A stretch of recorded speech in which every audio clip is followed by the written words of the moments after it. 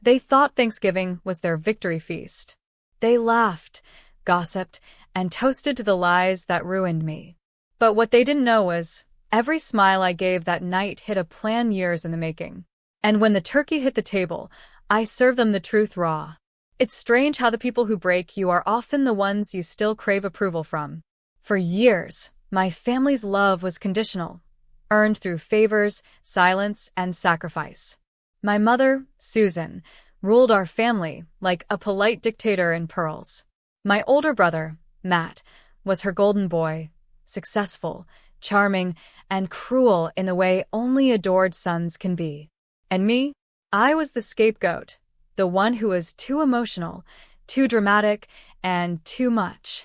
Last Thanksgiving, they humiliated me. Matt accused me, at the dinner table, of stealing from my father's estate. My mother didn't defend me. My aunt whispered to her wineglass, "I always suspected something about Emily." The next morning, I was erased from the family group chat. Blocked.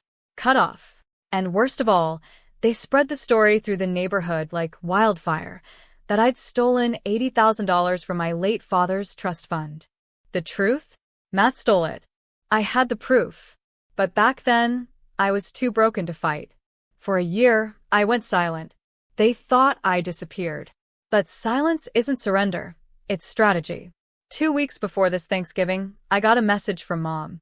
"Emily, Thanksgiving dinner is at 6. Come this year. Let's put the past behind us." Her tone was casual, like she hadn't gutted me last year. But I said yes. Not to reconcile. To reclaim my name. I spent days preparing, not a dish, but an arsenal. Emails. Bank records. Screenshots.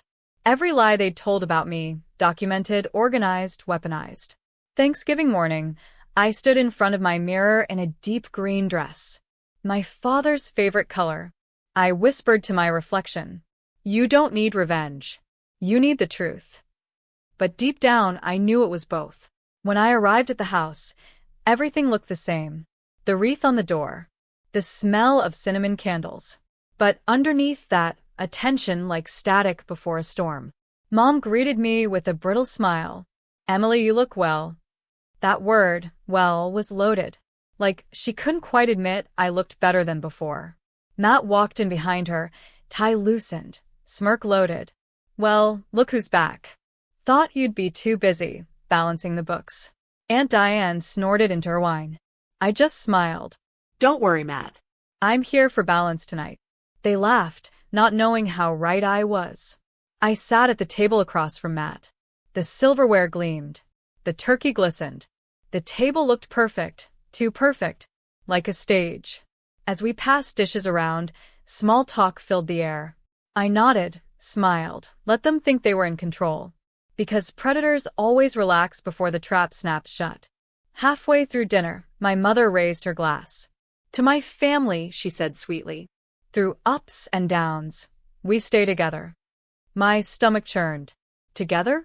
They abandoned me when I was drowning. Then Matt leaned in, voice just loud enough for the table to hear. "So, ever figure out how to manage your finances better?" He grinned. "You know, after what happened with Dad's trust?" The table chuckled. Even my aunt hid a smile behind her glass. That was it. The moment I'd been waiting for. I set my fork down, folded my hands, and said softly, "Actually, Matt, I've been meaning to talk about that." The laughter died. My mother's eyes flicked up, warning me silently. I ignored it.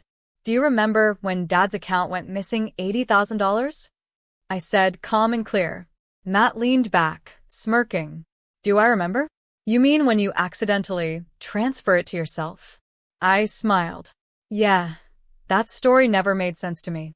So, I did a little digging." I reached down, pulled a small black folder from my bag, and placed it on the table. The sound of it hitting the wood echoed like a gunshot.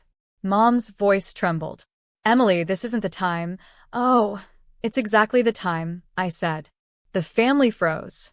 I opened the folder slowly, like unwrapping a gift. Inside were bank statements, notarized letters, and screenshots of email correspondence from the trust lawyer showing Matt had rerouted the funds to his business account 2 weeks before Dad's death. My aunt gasped. My mom's hand flew to her mouth. Matt's face was drained of color. You forged Dad's signature, I continued. You told everyone I did it. But you transferred the money to your LLC account, then used my name to cover it. You lied, and everyone believed you. The silence was absolute. Then Matt snapped. You're insane. These could be fake. Good thing I printed the forensic audit, I said, sliding another paper toward him. Straight from Dad's attorney. He lunged for it, but Mom's trembling hand caught his arm. Her voice was a whisper. Matt, is this true? He stammered. She's twisting things. Dad gave me permission. I interrupted, calm as a surgeon. Dad was in hospice, barely able to hold a pen. The only thing he signed was his DNR. The words hit her like a slap. Her wine glass tipped, red spilling across the white tablecloth. I didn't stop. You all called me a thief. You ruined my reputation. My friends stopped talking to me. I lost my job because the story spread through town. And not one of you asked for my side. Aunt Diane murmured. We didn't know. I turned to her. You didn't want to know. The room went deadly still except for the ticking clock above the mantel. Matt slammed his hands on the table. You think this little show changes anything? Nobody's going to believe you. Oh, they already do, I said. Then I reached into my bag and pulled out a small speaker. Do you all remember last Christmas Eve? I asked, pressing play. The room filled with Matt's voice, slurred but clear. She'll never prove it. I moved it through 2 accounts. Even Mom wouldn't know where to look. He froze. Aunt Diane gasped. My mother's face turned chalk white. I looked him dead in the eye. You were drunk, Matt. You shouldn't have bragged on speakerphone. My mother stood, shaking. Matt, tell me that isn't your voice. He opened his mouth, closed it, then muttered, She's manipulating this. Save it, I said. You manipulated all of us for years. You stole from Dad, from me, from Mom. And you used your charm to make everyone think I was the villain. The old chandelier above us flickered as if the house itself was holding its breath. I stood up, my voice steady and cutting through the tension like a blade. This dinner isn't about turkey or forgiveness. It's about the truth. You made Thanksgiving my humiliation last year. Tonight, I will make your confession. Then I turned toward the doorway and called, Detective Alvarez, you can come in. Gasps erupted. 2 police officers stepped inside, calm and professional. My mother's knees buckled. Emily, what did you do? What I should have done a year ago, I said softly. I filed a formal fraud complaint. And I let the truth cook while you all enjoyed your lies. Matt jumped from his seat, but the officers were faster. They placed him in handcuffs. He shouted, You'll regret this, Emily. You've destroyed this family. I met his rage with calm. No, Matt. You did. I just turned the lights on. They let him out the front door. The neighbors, drawn by the commotion, were already watching. Cameras. Flashing lights. The golden boy was finally unmasked under the Thanksgiving moon. Inside, silence reigned. My aunt cried quietly. My mother just sat there, staring at the red wine stains spreading across the white tablecloth, a perfect metaphor for her family's decay. Finally, she looked up at me. Emily, she whispered, why didn't you come to me first? I smiled sadly. I did. For years. You just didn't listen. I walked to the kitchen counter, where my father's photo still sat. I ran my thumb along the frame. Happy Thanksgiving, Dad, I murmured. We're finally free. I turned back toward my mother. I'm not here to destroy what's left, Mom. I'm here to end the lies. And to remind you, you raised both of us. One to tell the truth, and one to hide it. Then I picked up my coat, slung it over my arm, and walked out into the cold night. Behind me, the house felt smaller somehow, shrinking under the weight of its own secrets. I drove until the city lights faded into the black hills. Somewhere between anger and peace, I pulled over at a lookout point. The world below glittered like shards of glass, broken, but still beautiful. That's when the tears came. Not the kind of tears that hurt, but the kind that cleanse. For the first time in years, I wasn't ashamed. I wasn't the problem child. I was just me. In the months that followed, word spread. The story made local news. Man arrested for defrauding late father's estate. Sister vindicated. People I hadn't heard from in years messaged me, offering apologies. I accepted none of them. Forgiveness isn't a door you leave open. It's one you lock when peace finally moves in. Mom reached out after Matt's sentencing. She wanted to rebuild. Maybe one day we will. But for now, distance is my sanctuary. Every Thanksgiving since, I make a small dinner in my apartment. No guests. No fake smiles. Just silence, candles, and gratitude. I set one extra plate at the table.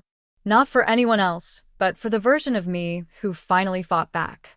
Because revenge isn't always about destruction. Sometimes it's about revelation. And the sweetest victory is serving the truth in front of those who once feasted on your pain. 3 months later, I got a letter. The envelope was thin, the handwriting unmistakable, Mom's. Inside was a single page. Emily, I don't know if I deserve forgiveness, but I finally understand. You didn't ruin this family, you saved it. Matt's gone through trial.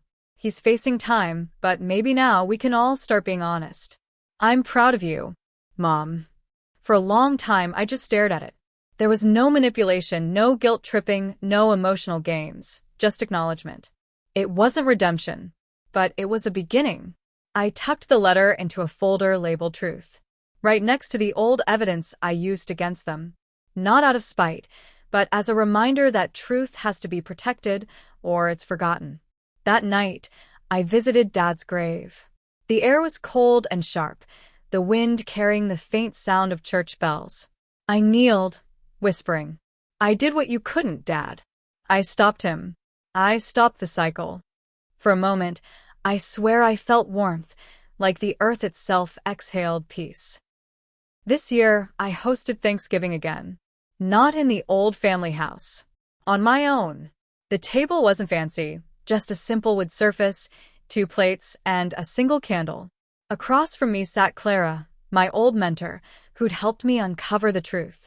She raised her glass and said, "You did it, kid. You took your life back." I smiled. Yeah. I just wish it didn't take losing everything to find myself. She leaned in. Sometimes, we have to set fire to the old house to see the stars. We clinked glasses. And for the first time, Thanksgiving didn't feel like punishment. It felt like peace. Later that night, my phone buzzed. A message from Mom. "Dinner next year? Just the 2 of us." I didn't reply right away.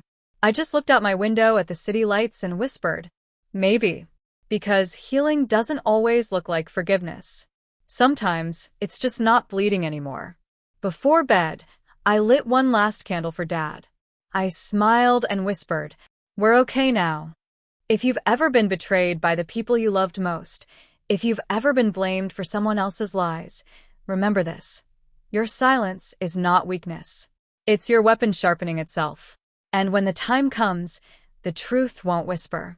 It will roar. This was my Thanksgiving story of betrayal, exposure, and freedom. I'm Emily, and you just watched my truth.